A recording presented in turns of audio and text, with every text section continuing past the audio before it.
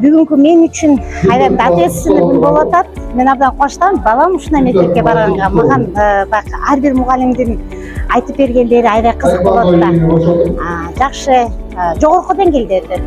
Мен абдан кубанычтамын ушул мектепке. Чоң рахмат. Саламатсыздарбы? Мен азыр кызымдын чогулушуна келгем. Бул жакта адаттагыдай чогулуш жогорку деңгээлде болуп жатат деп ойлойм. Анткени биздин улуу балабыз да ушул мектепке келет. Ал жерде 2-класста окуйт. Негизинен чогулуш кандай форматта өтөт, биз жалпысынан билебиз. Анан бүгүнкү дагы андан сонун болуп атат. Бизге жагып атат. Чоң рахмат сиздерге.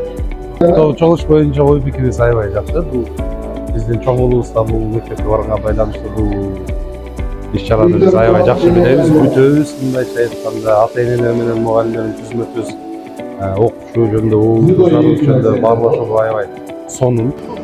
Бардык ата-энелерге бул жагат деп эсептейм. Менин оюмча мындай эч жерде жок.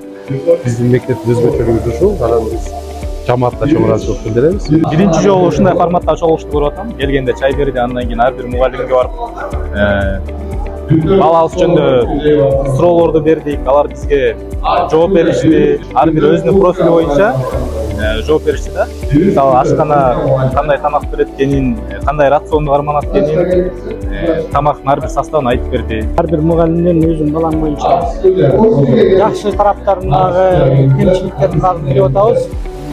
Мугалим коллективине чоң ыраазычылык. Негизи биздики мектеп жагып атат. Садиңерге да барабыз, садиң окуу жагат. Ыраазычылык. Ар бир мугалим менен байланыш болгондо жакшы экен. Ар бир мугалим менен сүйлөшүп, баланын кандай жетишкендигин, кайсы жерден кыйналып атабыз, кайсы жерден кандай жылыш бар, ошонун баарын жакшы билет экенсиң. Ошол жакты мага.